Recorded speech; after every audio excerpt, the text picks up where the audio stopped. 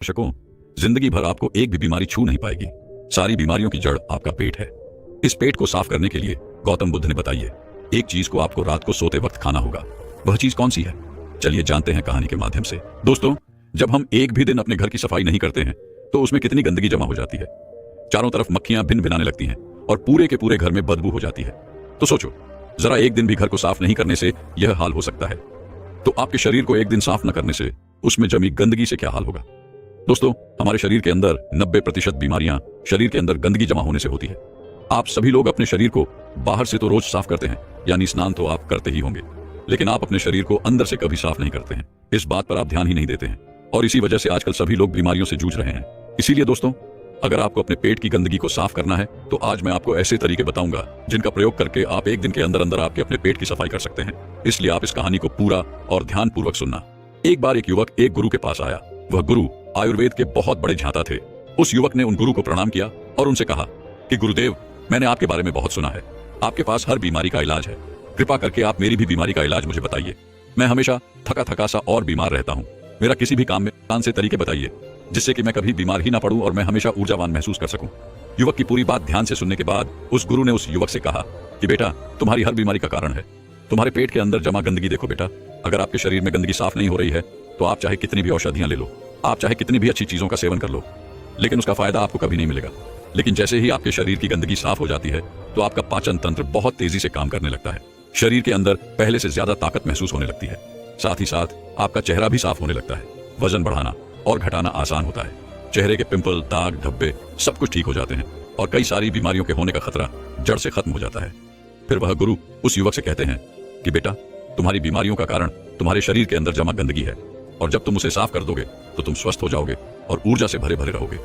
इसीलिए तुम्हें अपने शरीर की गंदगी को साफ करना है और उसके लिए आज मैं तुम्हें 5 आसान तरीके बताऊंगा जिनका प्रयोग करके आप अपने शरीर की गंदगी जो है उसको एक दिन के अंदर बिल्कुल साफ कर लोगे और फिर तुम्हें जीवन में कभी कोई बीमारी नहीं होगी। फिर वह गुरु उस युवक से कहते हैं कि बेटा, उसके लिए तुम्हें सबसे पहले यह समझना होगा कि हमारे शरीर के अंदर गंदगी जमा कैसे होती है। देखो, हम जो भी चीज खाते हैं वह हमारी आहार नली से होकर हमारे पेट तक पहुंचती है, जहां खाना टूटने के बाद छोटी आंत में जमा होता है और जो कि बाद में मल के रूप में हमारे शरीर से बाहर निकल जाता है। लेकिन इस प्रक्रिया में सबसे ज्यादा गंदगी हमारी आंत में जमा होती है। अगर हम अपनी आंत को ठीक से देखें तो उसमें अंगुली की तरह दिखने वाले छोटे छोटे उभार होते हैं जो कि एक फिल्टर की तरह काम करते हैं, क्योंकि इन उभर के अंदर नस होती है जो हमारे शरीर के अलग अलग हिस्सों से जुड़ी होती है और इन्हीं नसों के जरिए खाने में मौजूद पोषक तत्वों को खींचकर खून में और हमारे शरीर के अंदर अलग अलग हिस्सों में पहुंचाया जाता है। लेकिन जब हम लोग जाने अनजाने में गलत तरीके से खाने का इस्तेमाल करते हैं तो वह हमारी आंतों में चिपक जाता है और धीरे धीरे दीवार पर एक मोह परत बनाकर जमा हो जाती है, जिससे कि जब हमारी आंतें खाने में मौजूद पोषक तत्वों को खींचती है तो उसके साथ साथ गंदगी भी हमारे खून में मिल जाती है और फिर यह गंदगी हमारे शरीर के अलग अलग हिस्सों में जाकर जमा हो जाती है। जब यह गंदगी खून के जरिए हमारे लिवर तक पहुंचती है तो फैटी लिवर और डोसिस जैसी बीमारियां होती हैं, और जब यह गंदगी हमारी किडनी में पहुंचती है तो किडनी स्टोन होता है, और जब यह गंदगी फेफड़ों में जमा होती है तो अस्थमा की बीमारी होती है, और जब यह गंदगी खून के जरिए हमारे दिल तक पहुंचती है तो कोलेस्ट्रॉल बढ़ जाता है, जिससे हार्ट अटैक जैसी परेशानियां आपको हो सकती हैं। और यह गंदगी हमारी नसों में ब्लॉकेज पैदा करती है, और जब यह गंदगी हमारी त्वचा में पहुंचती है तो दाग, धब्बे, खुजली, पिंपल्स जैसी इस तरह की कई समस्याएं होती हैं, सब होने लगते हैं। और इतना ही नहीं, जब यह गंदा खून हमारे पूरे शरीर में फैल जाता है तो हमारे शरीर के जो हार्मोन का संतुलन है वह भी बिगड़ने लगता है और इससे और भी जानलेवा बीमारियां होने का खतरा आपको बढ़ सकता है। यहाँ तक कि कैंसर, टीबी जैसी भयंकर बीमारियां भी आपको हो सकती हैं। फिर गुरु उस युवक से कहते हैं कि बेटा, बस आप इतना समझ लो कि शरीर में हर छोटी से छोटी और बड़ी से बड़ी बीमारी का जो कारण है वह आपके शरीर में जमा गंदगी है। और इसके लिए अब मैं आपको 5 आसान से तरीके बताता हूँ, जिससे अगर आप उसे एक हफ्ते में एक बार भी कर लेते हैं तो आपकी पूरी बॉडी को यह डिटॉक्स कर देगा। इसलिए इसको ध्यान से सुनो, क्योंकि यह आपके स्वस्थ रहने के लिए बहुत ही मददगार साबित होगा। फिर गुरु उस युवक से कहते हैं कि बेटा, सबसे पहला तरीका है, इसमें आपको करना है कि जैसे ही आप सुबह उठते हैं तो आपको सबसे पहले फ्रेश होने जाना है और इसके बाद आपको एक गिलास हल्का पानी गर्म करना है और उसमें आधा नींबू निचोड़ लेना है और फिर उस नींबू पानी को घूंट घूंट करके पी जाना है। नींबू में विटामिन सी होता है। विटामिन सी आपके सेल्स को रिपेयर करता है और आपकी इम्यूनिटी को इंप्रूव करता है। सिर्फ यही नहीं, ये आपकी त्वचा और हड्डियों को भी स्वस्थ रखता है। अगर आपको चोट लगी है तो उस घाव को जल्दी भरने में यह आपकी मदद करता है। जब आप इस नींबू पानी को पीते हैं तो आपकी बॉडी हाइड्रेट होती है और यह पानी आपकी आंतों में चिप हुए टॉक्सिन्स को साफ कर देता है।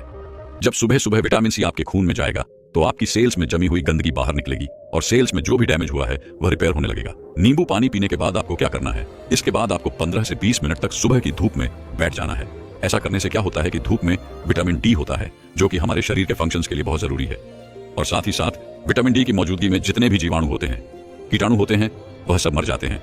इसीलिए आपको नींबू पानी पीने के बाद धूप में 15 मिनट तक जरूर बैठना है। फिर गुरु दूसरा नियम बताते हुए कहते हैं कि बेटा, आपको 1 चम्मच नारियल का तेल या फिर अरंडी का तेल लेना है और उस 1 चम्मच तेल को अपने मुंह में डालना है। इसके बाद 15 से 20 मिनट तक अपने मुंह के चारों ओर उसे घुमाते रहना है।